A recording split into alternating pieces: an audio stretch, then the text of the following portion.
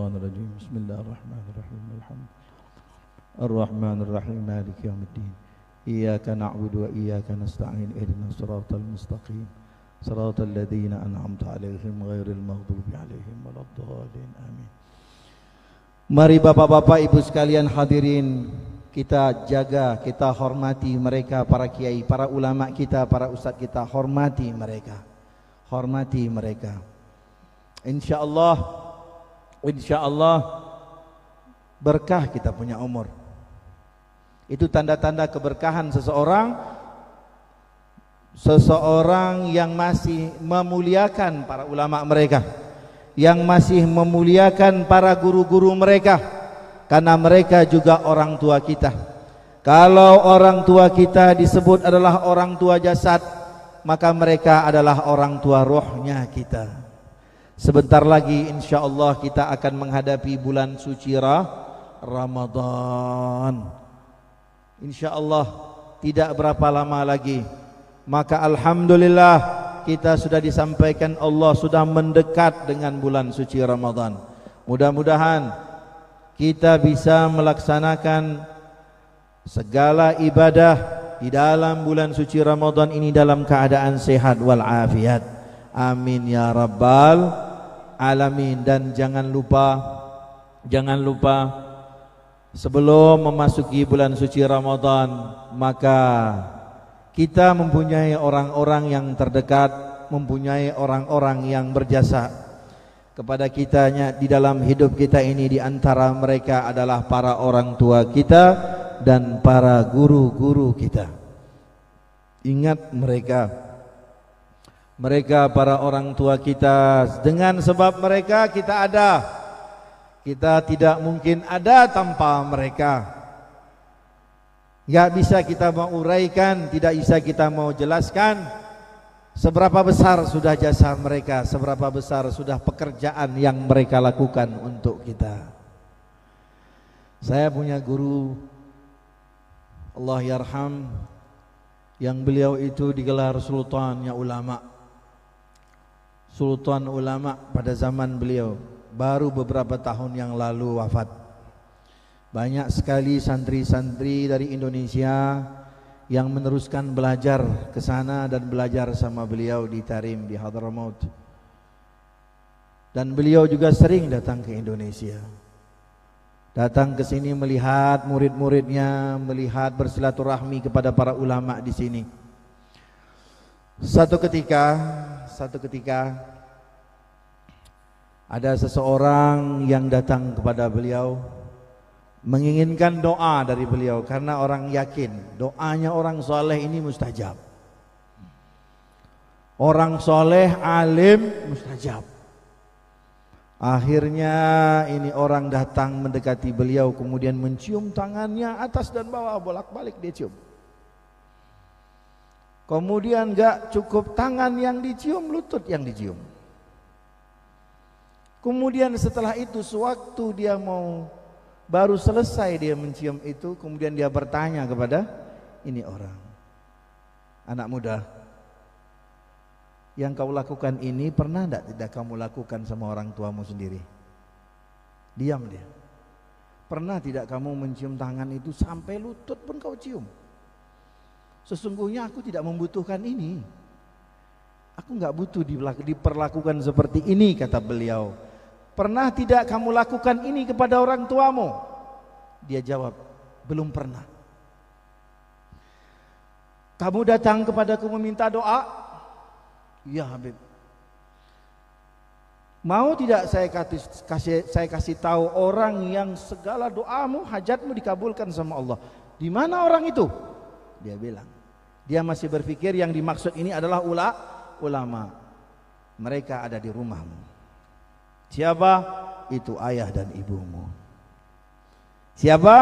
Ayah dan ibumu. Mereka adalah para wali-walinya Allah bagimu. Doa-doa mereka mustajab. Tidak perlu kau kesana kemari, tetapi kau minta doa kepada orang tuamu. Meminta doa kepada siapapun adalah hal yang diperbolehkan. diperbolehkan siapapun kita meminta doa kepada mereka, baik itu orang-orang yang masih hidup maupun kita berziarah, mengambil keberkahan berziarah kepada orang-orang yang soleh, bagus. Tetapi Allah tidak akan mengabulkan doa setiap orang yang meminta. Anak-anak yang memohon itu tadi, apabila di dalam hati mereka tidak ada keyakinan kalau doa orang tuanya lebih mustajab daripada doa orang lain. Doa mereka lebih mustajab daripada yang lain. Bagaimana tidak? Kita sejak dari kandungan sudah dipelihara. Kasih sayangnya sudah kita rasakan sejak kita masih dalam perut ibundanya kita. Kemudian kita lahir di dunia kita ini bersama-sama ayah dan ibu membesarkan kita dengan kasih sayang semuanya dengan kasih sayang. Setiap hari jangankan doa dengan mereka mengangkat kedua tangan, senandung, bahkan nama yang mereka panggil kepada kita semuanya isinya doa dan doa. Dengan senang hati, gembira. Saat apa? Saat kita dari mulai kecil ini, berapa kali kita kencingi ayah dan ibu kita sendiri. Pernah dia marah? Tidak pernah dia marah.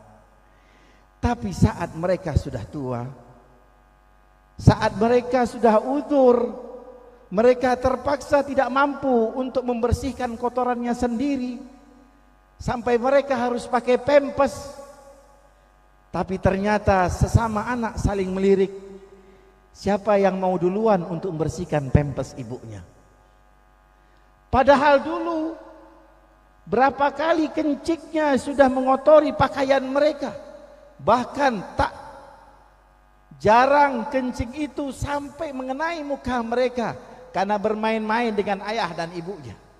Tapi mereka tidak pernah marah, justru mereka tertawa, justru mereka senang, justru mereka gembira. Tetap anaknya dipanggil dengan panggilan yang baik, tetap anak-anaknya ditimang dengan timangan-timangan doa. Terus itu sampai sekian tahun. Bagaimana kita tidak mengatakan doa orang tua lebih mustajab daripada doa yang lain? Betul? Ya Allah. Bapak Ibu sekalian hadirin, silahkan kita mau minta doa kepada siapapun, silahkan kita mau berziarah kepada wali manapun. Tapi sebelum menziarahi kuburan aulia manapun, ziarahi dulu kuburan orang tua kita kalau mereka sudah wafat. Datangi mereka dulu, ziarahi mereka, berdoalah di situ, baru silahkan kita berziarah kemanapun yang kita mau. Saya dulu pernah, waktu itu saya ingat betul, ada seorang teman saya dulu, waktu dulu masih belajar saya di Jogja, sering bolak-balik ke Solo belajar sama Allahyarham Habib Anis. Habib Anis Solo, mungkin di antara yang hadir di sini ada yang pernah mendengar nama beliau atau mungkin ada yang pernah bertemu beliau. Di situ juga Habib Syekh yang sangat dikenal oleh kita-kita tinggal di situ. Nah, maulid yang kita bacakan tadi adalah karangan daripada kakeknya.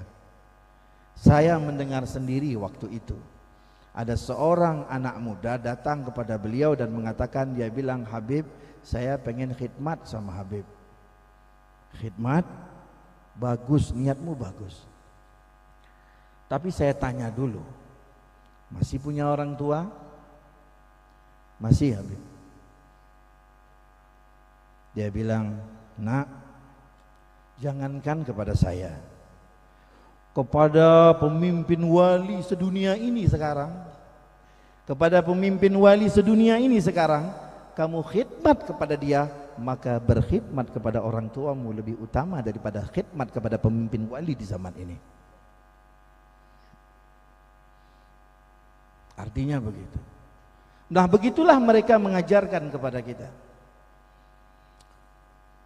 Nah, orang tua kita ini, ya Allah, sebagai sebab kita mungkin sekarang sebahagian pendidikannya mungkin lebih daripada orang tuanya.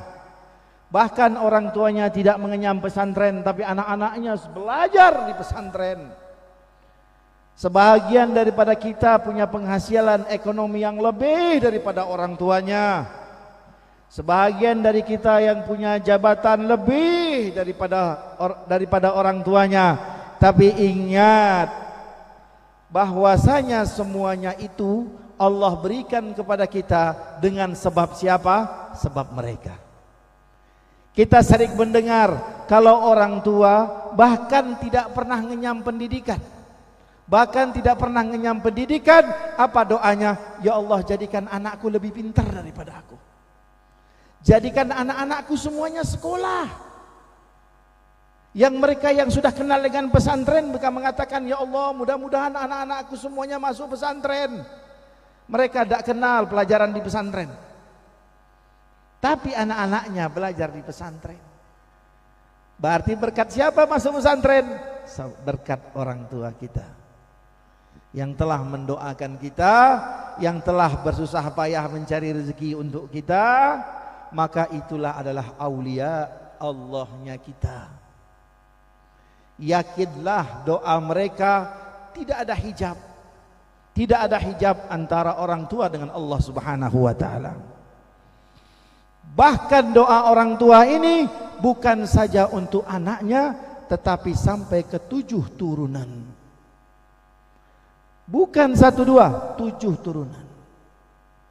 Yakinkanlah diri kita untuk mengharapkan keberkahan demi keberkahan di dalam hidup ini dari mereka para orang tua kita. Cukup sudah hadis Nabi sallallahu alaihi wasallam, ridallahi fi ridal walidain wa sukhtullahi fi sukhtihima.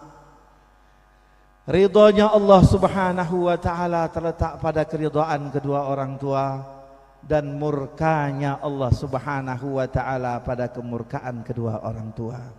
Nabi tidak menjelaskan itu hanya khusus untuk orang tuamu yang belajar pendidikan agama, yang belajar pesantren, orang tuamu yang ulama, orang tuamu.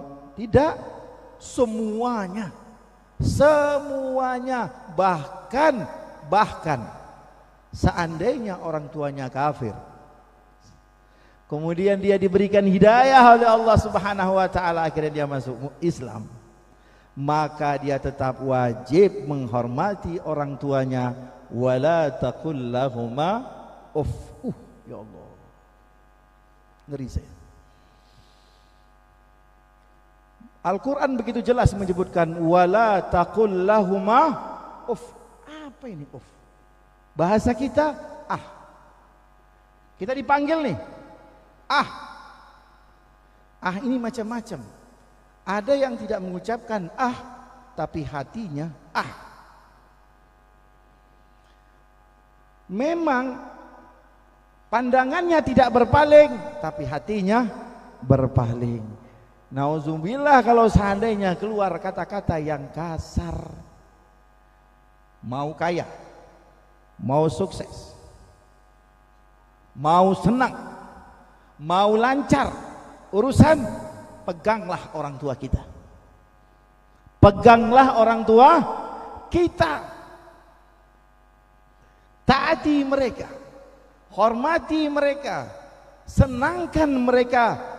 Allah sudah pastikan akan senangkan kita, akan tetap memperhatikan sampai akhir hayat kita, sampai ke anak cucu kita. Amin ya rabbal alamin. 2 orang tua kita ini, 1 kedua orang tua kita yang besarkan kita, 2 orang tua kita yang mengajarkan kepada kita syariatnya Allah Subhanahu wa ta'ala. Nikmatnya. Seorang santri mungkin bisa kalah. Santri belajar, dididik agama.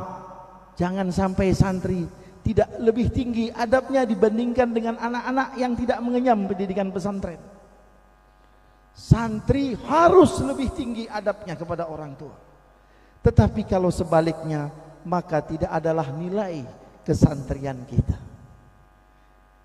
Kemuliaan terletak pada orang-orang yang memuliakan orang-orang yang mulia. Kenapa? Karena Allah mengatakan wa qadha rabbuka alla ta'budu illa iyyah wa bil walidain. Ya Allah, Allah menyebut zatnya. Jangan ada di antara kalian yang patut disembah aku, kata Allah. Setelah itu yang disebut siapa? Orang tua. Berbuat baiklah kepada mereka. Kalau seandainya Allah izinkan ada dua lagi, ada satu lagi Tuhan, maka yang berhak menjabat adalah siapa? Orang tua kita. Disitulah nilainya. Jadi sebelum kita menghadapi Ramadan ini, masing-masing kita sowan kepada orang tua. Kalau kita pernah menyalami seseorang dengan ta'zim, jangan sampai orang tua kita lebih kurang daripada itu. Mohon maaf ini Bapak Ibu ya. Nih, kita cinta sama guru, cinta sama guru-guru kita, semua kita cinta sama guru kita. Kita ta'zim sama mereka, cium tangan mereka, ternyata kita cium bukan saja di atasnya, tapi kita cium juga di telapak tangannya. Maka lakukan juga itu kepada orang tua. Tidak boleh kalau dilebihkan tapi kurang sama orang tua, berarti kita bukan sesungguhnya takzim kepada guru kita sendiri. Tidak, lakukan hal yang sama, minimal hal yang sama. Guru kami pernah bilang begini, dia pernah bilang sama saya, dia bilang, Taufik, di Tarim sana, idza kan qalbuka munawwar, kalau kamu punya hatimu bercahaya, hatimu bersih, kamu pasti akan bisa mencium bau sorga di tapak kakimu, di tapak kakimu. Ternyata itu bukan peribahasa. Al jannatu tahta aqdamil ummahat, sorga itu di bawah telapak kaki ibu. Itu bukan peribahasa, tapi itu betul. Guru saya mengatakan, demi Allah, kalau hati kalian bersih, bercahaya, sampai dia tunjukkan posisinya di telapak kaki, bukan di atas, di telapak kakinya. Kalian mencium di situ, pasti akan nyium bau sorga di situ. Akan mencium bau harum yang belum pernah kalian cium seumur hidup kalian. Masya Allah. Ada satu orang soleh, kerjanya nangis selama hidup. Setelah meninggal ayahnya nangis terus sampai menjelang meninggal pun. Ini orang saleh. Sebelum meninggal dia doa begini, ya Allah, ampunkanlah dosaku ya Allah, apa yang telah aku lakukan kepada ayahku. Ternyata usut punya usut, ini orang soleh ini, dia pernah mengatakan begini, alhamdulillah seumur hidup tidak pernah dia berbuat dosa. Seumur hidup tidak pernah buat dosa. Tapi aku pernah melakukan satu kali, dan itu aku ngerasa perbuatan dosa yang sangat besar. Apa yang dilakukannya? Nanti saya kasih tahu siapa orang ini. Ditanya oleh anak-anaknya, apa Abah? Dosa apa yang pernah Abah lakukan sama Abah? Sama abahnya dia. Suatu ketika waktu masih kecil, anak kecil, semua anak kecil, rata-rata semua anak-anak senang main bola. Jadi sewaktu itu dia disuruh sama ayahnya pergi, kemudian ngelihat teman-temannya main bola, dia mampir main bola bareng sama yang lain. Tak terasa jatuh, becek. Begitu pulang ke rumah, ayahnya lihat bajunya kotor karena becek. Dia bilang, kamu main bola? Tidak Bah, jatuh. Cuma singkat jawabnya. Ayahnya bilang, kamu main bola? Tidak Bah, jatuh. Jatuh betul, cuma kalimat tidak ini tadi dia bilang. Dia ngebohong. Kenapa kau berbohong sama Abah? Begitu abahnya bilang, kenapa kamu berbohong sama Abah? Dari sejak itu dia nangis tiap hari kerjanya. Takut yang luar biasa. Padahal kalau kita lihat ini bukan kesalahan. Dan sudah pasti abahnya memaafkan. Dia sudah minta maaf berkali-kali. Sampai akhirnya di usia tuanya menjelang meninggal, sampai sempat terucap, ya Allah ya Rabb, dosa yang pernah aku lakukan sama abahku maafkan ya Allah, sampai teriak dia. Cuma itu pernah dilakukannya. Nah, beliau ini adalah Al-Habib Abdullah bin Hasan Al-Attas, yang mana beliau punya putra namanya Habib Ahmad Al-Attas di Jakarta. Habib Ahmad ini yang membuka Majelis Asmaul Husna, yang mana Majelis Asmaul Husna ini di Indonesia sudah tersebar sampai sudah lebih kurang 2.500 majelis. Bukan 2.500 jamaah, tapi 2.500 majelis di Indonesia saja. Nah, jadi kita mengambil cerita daripada orang-orang yang saleh ini. Kalau kita bandingkan, ya Allah, rasa-rasanya tiket untuk dapat ridha Allah sulit. Tapi ternyata orang tua kita punya tiket itu. Apa tiketnya? Cukup mereka mengatakan, saya ridho kepada kalian. Aku ridho kepada engkau nak, walaupun dosa sudah banyak kita lakukan sama orang tua kita ini, tidak ada yang bisa memberikan tiket untuk penebusnya. Satu-satunya hanya orang tua kita saja. Minta sama. Apa itu? Minta keridhaan. Saya mohon maaf kepada hadirin sekalian. Sebenarnya saya menyampaikan ini mengingatkan diri saya sendiri, mengingatkan diri saya sendiri juga. Karena kita ini sering lalai, sering lupa. Padahal pandangan baru mandang ini. Mandang orang tua saja apa? An-nadrah ilal walideh itu ibadah. Man qabbala jabhah, barang siapa yang mencium kening ibunya. Apa ini artinya? Zimmah minan nar, dijamin oleh Allah Subhanahu wa taala. Nyium, tapi nyiumnya bukan hanya sekedar nyium dengan cinta kasih sayang. Cium kening orang tua itu. Cium. Zimmah, jaminan dari Allah Subhanahu wa taala diselamatkan dari azab neraka jahanam. Jadi hormati orang tua kita, hormati guru-guru kita, mereka para ulama-ulama kita. Semoga Allah Subhanahu wa taala yang kita di antara kita yang hadir ini masih memiliki orang tua, Allah panjangkan usia mereka dalam kesehatan, dalam keberkahan, dalam ketaatan. Juga para guru-guru kita, para ulama kita, Allah panjangkan usia mereka semuanya dalam kesehatan, dalam keberkahan, dalam ketaatan. Dan semoga kita semuanya dikumpulkan nanti di akhirat bersama mereka semuanya.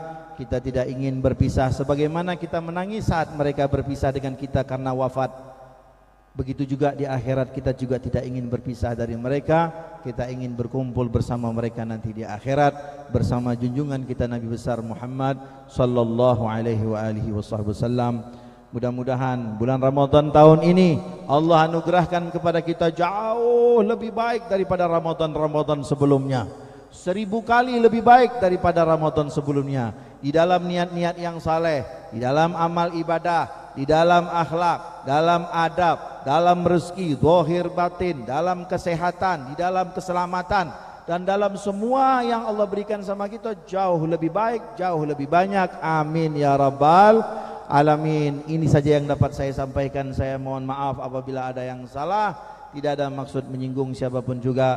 Terutama saya mengingatkan kepada diri saya pribadi, mudah-mudahan kita semuanya termasuk orang-orang yang diselamatkan oleh Allah Subhanahu wa taala dunia sampai akhirat. Demikian yang dapat saya sampaikan, dan kita tutup dengan pembacaan doa Maulid. Bismillahirrahmanirrahim. Alhamdulillahirabbil alamin. Allahumma salli wa sallim wa barik ala Sayyidina Muhammad wa ala ali Sayyidina Muhammad.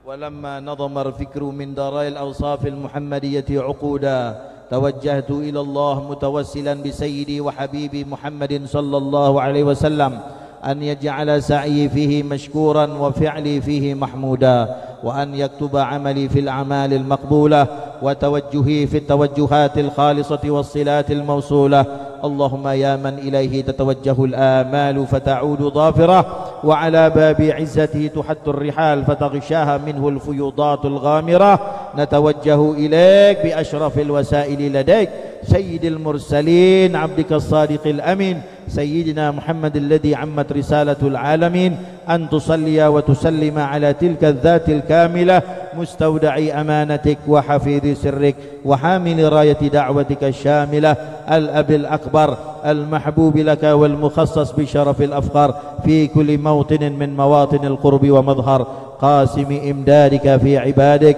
وساقي كؤوس إرشادك لأهل ودادك سيد الكونين وأشرف الثقلين العبد المحبوب الخالص المخصوص منك بأجل الخصائص اللهم صل وسلم عليه وعلى آله وأصحابه وهل حضرة اقترابه من أحبابه اللهم إنا نقدم إليك جاه هذا النبي الكريم ونتوسل إليك بشرف مقامه العظيم أن تلاحظنا في حركاتنا وسكناتنا بعين عنايتك وأن تحفظنا في جميع أطوارنا وتقلباتنا بجميل رعايتك وحصين وقايتك وأن تبلغنا من شرف القرب إليك وإلى هذا الحبيب غاية آمالنا وتتقبل منا ما تحرقنا فيه من نياتنا وأعمالنا وتجعلنا في حضرة هذا الحبيب من الحاضرين وفي طرائق اتباعه من السالكين ولحقك وحقه من المؤدين ولعهدك من الحافظين